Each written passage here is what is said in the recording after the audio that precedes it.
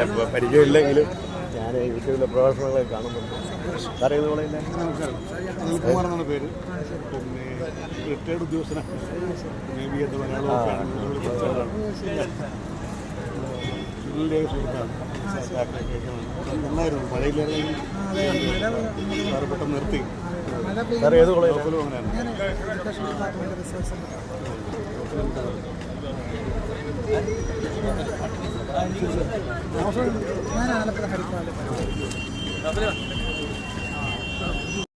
സത്യാഗ്രഹം പകരം വിദേശികൾക്കെതിരെ മാത്രം പ്രയോഗിക്കാനും അപ്പോൾ മാത്രം തനിമയോടെ നിലനിൽക്കുന്നതുമായ ഒരു രാഷ്ട്രീയ ആയുധമാണ് സത്യാഗ്രഹമെന്ന് ഗാന്ധി പറയുന്നുണ്ട്. അപ്പൊ എളുപ്പത്തിൽ ഗാന്ധിയെ തിരുത്താൻ സത്യസന്ധമായി നമ്മൾ വായിക്കുമ്പോൾ ശ്രീനാരായണ ഗുരുവിന് കഴിയുന്നില്ല.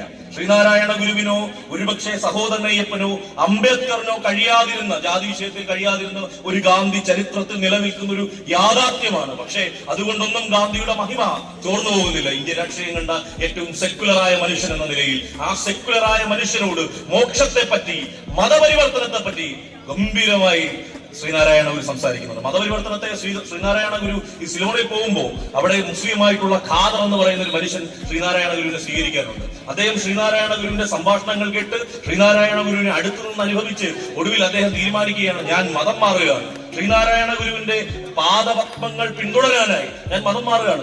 പിന്നീട് വർഷങ്ങൾക്ക് ശേഷം സിലോണിലേക്ക് ശ്രീനാരായണ ഗുരു ചെല്ലുമ്പോൾ അദ്ദേഹത്തെ സ്വീകരിക്കാൻ നിൽക്കുന്നത് ഒരു പുതിയ സ്വാമിയാണ്. അപ്പൊ സ്വാമി പറഞ്ഞു, എന്നെ മനസ്സിലായോ എന്ന് നാരായണ ഗുരുവിനോട് ചോദിക്കുന്നു. നാരായണ ഗുരുവിന് മനസ്സിലായില്ല. അപ്പൊ സ്വാമി പറയുന്നു, ഞാൻ പഴയ ഖാദറാണ്, ഞാൻ പഴയ വ്യവസായിയായ ഖാദറാണ്. അങ്ങയുടെ ആത്മീയമായ തേജസ് കണ്ട് അങ്ങയെ പിന്തുടർന്ന് ഞാൻ മതം മാറി, ഞാൻ ഇന്ന് കന്ദസ്വാമിയാണ്. അപ്പൊ നാരായണ ഗുരു പറയുന്ന ഒരു വരിയിൽ നാരായണ ഗുരുവിന്റെ ആഴം മുഴുവൻ ഉണ്ട് എന്നുള്ളതാണ്. നാരായണ ഗുരു പറയുന്നത് കന്ദസ്വാമി ആകേണ്ട കാര്യം എന്താണെന്നുള്ളതാണ്. കന്ദസ്വാമി ആകേണ്ട കാര്യം എന്താണെന്നുള്ളതാണ്. അതുകൊണ്ടാണ് നാരായണ ഗുരുവിന് ആത്മോപദേശ ശതകത്തിൽ നീ തന്നെ സൃഷ്ടിയും സൃഷ്ടാവായതും സൃഷ്ടിജാലവും നീ തന്നെ ദൈവമേ സൃഷ്ടിക്കുള്ള സാമഗ്രിയായതും എന്ന് പറയാൻ കഴിഞ്ഞു. എന്ന് വെച്ചാൽ എന്താണ് സൃഷ്ടിയും സൃഷ്ടിജാലവും സൃഷ്ടിക്കുള്ള സാമഗ്രിയും സൃഷ്ടിയും നീയാണെന്ന് പറയുമ്പോൾ ആ നീ മനുഷ്യനാണെന്നും ദയാസിന്ധുവാണെന്നും പറയുന്ന നാരായണ ഗുരുവിനെയാണ് ചരിത്രത്തിൽ ഗാന്ധി അഭിസംബോധന ചെയ്യുന്നതെന്നും ആ സംവാദത്തിന്റെ ബാക്കി പത്രം ഗാന്ധിയെ ഒരുപക്ഷെ ഗാന്ധിയുടെ മതബോധത്തെ, ഗാന്ധിയുടെ ജാതിബോധത്തെ തിരുത്താനും അതിന്റെ പരിമിതികളെ വെളിപ്പെടുത്താനും ഗാന്ധിയോട് തന്നെ ആത്മവിമർശനപരമായ ചില ചോദ്യങ്ങൾ ഉന്നയിക്കാൻ കെൽപ്പുള്ള മറ്റൊരു ഗാന്ധിയെ ഗാന്ധിക്കുള്ളിൽ നിർമ്മിച്ചു കൊടുക്കാനും പ്രാപ്തമായ ഒരു സംവാദമാണ് ശ്രീനാരായണ ഗുരു നടത്തുന്നത് എന്നുള്ളതാണ്. ഒരുപക്ഷെ ശ്രീനാരായണ ഗുരുവിനെ ഒരു പ്രധാനപ്പെട്ട ചോദ്യം, ഈ ചോദ്യം കൂടി ചോദിച്ചുകൊണ്ട് വർത്തമാനം അവസാനിപ്പിക്കും. ശ്രീനാരായണ ഗുരുവിന്റെ ദർശനങ്ങളെ പറ്റി ഒരുപക്ഷെ കേരളത്തിൽ ഏറ്റവും ആഴത്തിൽ സംസാരിച്ചിരുന്ന രണ്ടാളുകൾ എം.എൻ. വിജയൻ മാഷും അഴീക്കോടുമാണ്. അഴീക്കോട് ചോദിക്കുന്ന ഒരു ചോദ്യം, ഗുരുവിന്റെ ദുഃഖം എന്ന പുസ്തകത്തിൽ അഴീക്കോട് അവസാനിപ്പിക്കുന്ന ഒരു ചോദ്യം ഇങ്ങനെയാണ്: ഗുരുവിന്റെ പേരിൽ എല്ലാം ഉണ്ട് കേരളത്തിൽ. ഗുരുവിന്റെ പേരിൽ പാലങ്ങളുണ്ട്, സ്തൂപങ്ങളുണ്ട്, പ്രതിമകളുണ്ട്, വിഗ്രഹങ്ങളുണ്ട്, അമ്പലങ്ങളുണ്ട്, സ്കൂളുകളുണ്ട്, ആശുപത്രികളുണ്ട്, ഗുരുവിന്റെ പേരിൽ ഷോപ്പിംഗ് കോംപ്ലക്സുകളുണ്ട്. പക്ഷേ ചോദ്യം ഇതാണ്, നിങ്ങളുടെ ഹൃദയത്തിൽ, നമ്മുടെ ഹൃദയത്തിൽ ഗുരുവുണ്ടോ എന്നുള്ളതാണ് ചോദ്യം. ഗുരുവുണ്ടാകുമ്പോൾ എല്ലാത്തരം വർഗീയതകളും അവസാനിക്കുന്നു. ഗുരുവുണ്ടാകുമ്പോൾ എല്ലാത്തരം അപരത്വങ്ങളും അവസാനിക്കുന്നു. ഗുരുവുണ്ടാകുമ്പോൾ എല്ലാത്തരം മൊഴിയിലും കാരുണ്യത്തിന്റെ ആഴങ്ങളെ സ്പർശിക്കുന്ന ദൈവീകമായ അനുഭവം, അത് ആത്മീയമായ അനുഭവമാവുകയും ഭൗതികമായ വിമോചന ശക്തിയുടെ ഒരുപക്ഷെ കേരളത്തിലെ ആദ്യത്തെ വ്യവസായ പ്രദർശനം നടത്താൻ മുന്നിൽ നിന്ന ഗുരു തന്നെയാണ്. കേരളത്തിലെ ആദ്യത്തെ തൊഴിലാളി യൂണിയൻ രൂപീകരിക്കുമ്പോൾ കായംകുളംകാരനായ ബാവയ്ക്ക് എന്താണ് ആശംസാ പ്രഭാഷണം നടത്തി, തന്റെ ശിഷ്യനെ ആശംസാ പ്രഭാഷണം നടത്താൻ ബാവ എന്ന് പറയുന്ന തൊഴിലാളിയായ മനുഷ്യൻ തൊഴിലാളികളെ സംഘടിപ്പിച്ച് എന്താണ് നമ്മുടെ ഈ നെയ്ത്ത് തൊഴിലാളികളാണ്. അവർ ബ്രിട്ടീഷുകാരുടെ ചൂഷണത്തിനെതിരെ സമരം ചെയ്യാൻ പോവുകയാണ്. ഗുരുവിനെ അനുഗ്രഹിക്കണമെന്ന് പറയുമ്പോൾ ഗുരു അവർക്കൊരു സംഭാവന കൊടുക്കുന്നു. യൂണിയൻ ഉണ്ടാക്കാനാണ്, തൊഴിലാളി യൂണിയൻ ഉണ്ടാക്കാൻ സംഭാവന കൊടുക്കുന്നു.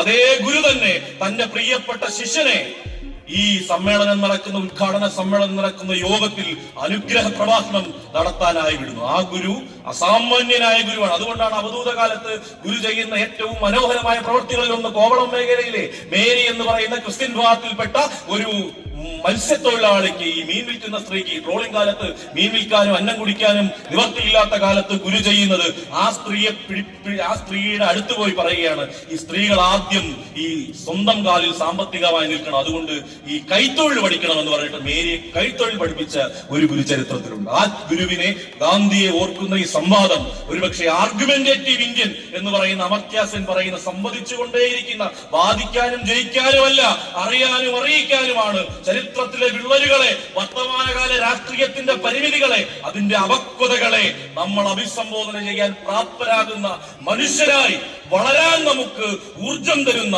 വൈജ്ഞാനികമായ ഊർജം തരുന്ന ഒരു സാംസ്കാരിക വിനിമയ പദ്ധതിയാണ് കേരളത്തിലുടനീളം ഡിവൈഎഫ്ഐ നടത്തിക്കൊണ്ടിരിക്കുന്നത്. അതൊരു രാഷ്ട്രീയ പരിപാടിയാണ്, അതൊരു സാംസ്കാരിക പരിപാടിയാണ്, അത് ഒരർത്ഥത്തിൽ പൊളിക്കൽ പരിപാടിയുമാണ്.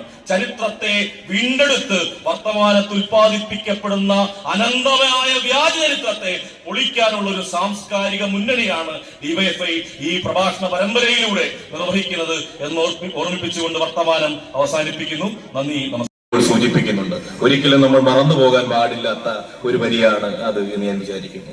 രാത്രി 12 കഴിഞ്ഞ് നെയ്യാറിന്റെ ആഴങ്ങളിലേക്ക് മുങ്ങി, നെയ്യാറിന്റെ ആഴങ്ങളിൽ ശങ്കരൻകുഴിയിൽ നിന്നും ഒരു ശിലയെടുത്ത് നെഞ്ചോട് ചേർത്ത് വെച്ച് പെരുമഴ പെയ്തു തുടങ്ങി 1.5 മണിക്കൂറുകൾക്ക് മുകളിൽ പെരുമഴ പെയ്യുന്ന ആ രാത്രി വളരെ ചെറിയൊരു ആൾക്കൂട്ടത്തെ തീരത്ത് സാക്ഷിയാക്കി നാരായണ ഗുരു കുഞ്ഞുങ്ങളെപ്പോലെ ഏങ്ങിക്കരഞ്ഞു എന്നുള്ളതാണ് നടരാജഗുരു ശ്രീനാരായണ ഗുരുവിനെ പറ്റി എഴുതിയിട്ടുള്ളത്.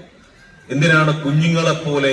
ഒരുപക്ഷെ ഇന്ത്യയുടെ ചരിത്രത്തിലെ ഏറ്റവും സെക്യുലറായ രാഷ്ട്രീയ മനുഷ്യനായ ഗാന്ധിയോട് സംവാദം നടത്തിയ ശേഷം ഗാന്ധി മതകാര്യങ്ങളിൽ ഒരു ബാലനാണ് എന്ന് പറയാൻ ധൈര്യപ്പെട്ട ശ്രീനാരായണ ഗുരു എന്തിനാണ് ചരിത്രത്തിന്റെ ഇടിമുഴക്കമുള്ള ആ രാത്രി കുഞ്ഞുങ്ങളെ പോലെ ഏങ്ങിക്കരഞ്ഞത് എന്നുള്ളത് നാം മലയാളികൾ ഒരിക്കലും മറക്കാൻ പാടില്ലാത്തൊരു ചോദ്യമാണ്. അത് ക്ഷേത്രത്തിലേക്ക് മാത്രമല്ല, നേരത്തെ ശംസാറ് പറഞ്ഞതുപോലെ ദൈവത്തിലേക്ക് പോലും, ദൈവത്തിന്റെ കൈപിടിക്കാനായാൽ പോലും ധൈര്യമില്ലാതിരുന്ന തന്നെ ജനതയെ ഓർത്ത്, ആ ജനത കടന്നുപോകുന്ന നിസ്സരമായ ഏകാന്തതയോർത്ത്, അപമാനങ്ങളെ ഓർത്ത്, ജനാധിപത്യ വിരുദ്ധതയോർത്ത് ആണ് നാരായണ ഗുരു കരഞ്ഞത് എന്ന് നമ്മൾ തിരിച്ചറിയും. നാരായണ ഗുരു ഈ അരുവിപ്പുറത്തെ ക്ഷേത്രത്തിന്റെ പ്രത്യേകത, ആർക്കിടെക്ചറൽ കപ്പാസിറ്റിയിൽ ഇതുപോലെ ഭംഗികെട്ട ഒരു ക്ഷേത്രം ചരിത്രത്തിൽ ഒരുപക്ഷെ വേറെ ഉണ്ടാവില്ല എന്നുള്ളതാണ്. പക്ഷേ ആർക്കിടെക്ചറൽ കപ്പാസിറ്റിയിൽ ഏറ്റവും പിറകിൽ നിൽക്കുന്ന, യാതൊരു തര നമ്മുടെ കാഴ്ചയുടെ സൗകുമാര്യതയിൽ, പാരാമീറ്റേഴ്സിൽ അടയാളപ്പെടുത്താൻ കഴിയാത്ത ക്ഷേത്രത്തിലാണ് കേരളത്തിന്റെ നവോത്ഥാന ചരിത്രത്തിലെ ഏറ്റവും ആഴമുള്ള, തീപ്പന്തം പോലെ ജ്വലിക്കുന്ന വരികൾ എഴുതപ്പെട്ടത് എന്നുള്ളതാണ്. അത് ജാതിഭേദം മതദ്വേഷം ഏതുമില്ലാതെ ഏവരും സർവരും സോദരത്വന് വാഴുന്ന മാതൃകാസ്ഥാനമാണിത് എന്നുള്ളതാണ്. ആ വരിയുടെ പ്രത്യേകത ഒരുപക്ഷെ ശ്രീനാരായണ ഗുരുവിന് ഉണ്ടാവുകയും ഗാന്ധിക്ക് വൈകി മാത്രം ബോധ്യപ്പെടുകയും ചെയ്ത ജാതിയെ പറ്റിയുള്ള ഉൾക്കാഴ്ചയാണ്. ഗാന്ധിയുടെ ഏറ്റവും, ഒരുപക്ഷെ ഗാന്ധിയെ ശ്രീനാരായണ ഗുരു തിരുത്തുന്നുണ്ട്, ഗാന്ധിയെ അംബേദ്കർ തിരുത്തുന്നുണ്ട്, ഗാന്ധിയെ സഹോദരൻ അയ്യപ്പൻ തിരുത്തുന്നുണ്ട്. ഈ നാരായണ ഗുരുവിനെ കാണുന്ന അതേ കാഴ്ചയിൽ സഹോദരൻ അയ്യപ്പൻ, നാരായണ ഗുരുവിന്റെ ഏറ്റവും പ്രിയപ്പെട്ട ശിഷ്യനായ സഹോദരൻ അയ്യപ്പൻ എറണാകുളത്ത് വെച്ചൊരു 5 മിനിറ്റ് നേരം ഗാന്ധിയുമായ ഒരു സംഭാഷണം തരപ്പെടുത്തുന്നുണ്ട്. ഗാന്ധിയെ കാണണമെന്ന അപേക്ഷ ശ്രീ രാജഗോപാലാചാര്യക്ക് അയച്ചത് റിജക്ട് ചെയ്യപ്പെടുമ്പോൾ ഒരു 5 മിനിറ്റ് കാണാൻ അവസരം തരണം എന്ന് തന്റെ സതീർത്ഥ്യനായ ഇഗ്നേഷ്യസ് വഴി സ്വാധീനം ചെലുത്തിയാണ് സഹോദരൻ അയ്യപ്പൻ ഗാന്ധിയെ കാണുന്നത് എറണാകുളത്ത് വെച്ച്. ആ കാഴ്ചയിൽ ഗാന്ധിയെ ഞെട്ടിക്കുന്ന ഒരു കാര്യം, സഹോദരൻ അയ്യപ്പൻ ഈ എറണാകുളത്തെ, അതായത് പഴയ തിരുക്കൊച്ചിയിലെ നിയമസഭ ലെജിസ്ലേറ്റീവ് കൗൺസിൽ പാസാക്കിയ പ്രമേയവുമായാണ് ചെല്ലുന്നത്. അത് ഈ സഹോദരൻ അയ്യപ്പൻ ആവശ്യപ്പെട്ട ഒരു പ്രമേയം കുറച്ച് ദിവസങ്ങൾക്ക് മുമ്പ് സഹോദരൻ അയ്യപ്പൻ ആവശ്യപ്പെടുകയും ലെജിസ്ലേറ്റീവ് അസംബ്ലി മുഴുവനാകെ തിരസ്കരിക്കുകയും ചെയ്ത പ്രമേയത്തിന്റെ പ്രഖ്യാപിക്കണമെന്ന ആവശ്യം ഉയർത്തുമ്പോൾ ഈ നിയമസഭ മുഴുവൻ ഈ സഹോദരൻ അയ്യപ്പന് എതിരായി നിന്ന് അത് പാസാക്കുകയാണ്. ആ പ്രമേയം പാസാക്കില്ല എന്നുള്ള പ്രമേയം പാസാക്കുകയാണ്. അതിന്റെ രേഖകളുമായാണ് ഈ സഹോദരൻ അയ്യപ്പൻ ഈ ഗാന്ധിയെ കാണാൻ പോകുന്നത്. പക്ഷെ ഗാന്ധിയുടെ ഒരു വലിയ പരിമിതി, ഒരുപക്ഷെ ഗാന്ധി നാരായണ ഗുരുവിനോട് സംവദിച്ച് ഈ മോക്ഷം മറ്റു മതങ്ങളിലുണ്ടോ എന്ന് ചോദിക്കുമ്പോൾ എല്ലാ മതങ്ങളിലും മോക്ഷമുണ്ട് എന്ന് ഗാന്ധിയോട് നാരായണ ഗുരുവിന് പറയാൻ കഴിയുന്നത് എങ്ങനെയാണ്?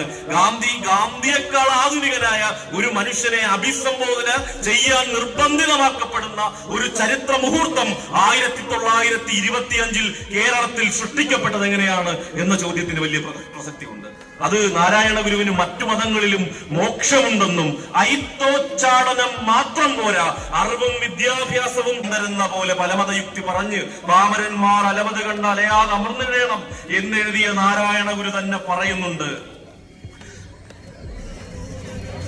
ഒരു ജാതി ഒരു മതം ഒരു ദൈവം മനുഷ്യൻ. നമ്മൾ നിരന്തരം കോട്ട് ചെയ്യുന്നവരെയാണ്. ഒരു ജാതി ഒരു മതം ഒരു ദൈവം മനുഷ്യൻ, ഒരു ജാതി ഒരു മതം ഒരു ദൈവം മനുഷ്യൻ. ഇത്രയേ ഉള്ളൂ. ആ 4 വാക്കുകളിലെ സർവ്വപദം എന്ന് പറയുന്നത്, നിരന്തരം പ്രവർത്തിക്കുന്ന മഹാപദം എന്ന് പറയുന്നത് ഒരു എന്നുള്ളതാണ്.